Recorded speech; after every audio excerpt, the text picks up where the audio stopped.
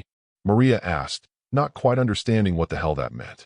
Hiring people normally is not really a good option due to all the organizations after my head. So I typically hire people in abnormal ways. Izuku explained. I hired Sori after she broke onto my property, caused a panic, and destroyed a good chunk of my security before she revealed she was here for a job. The fact that doesn't surprise me as much as it should, and that is worrying, Maria said. Get used to the unexpected, Izuku told her, and you'll find your time here to be a lot more pleasant. Crash. Suddenly, Lu and Kiba came crashing through the roof and landed on Izuku's desk, destroying it and bringing them to a halt. Ow wow wow. Both kids groaned in pain as they lay on the pile of broken wood. Maria obviously jumped back in shock, her hand over her mouth as she was currently too shocked to move. Izuku, on the other hand, didn't so much as flinch before pulling out his phone.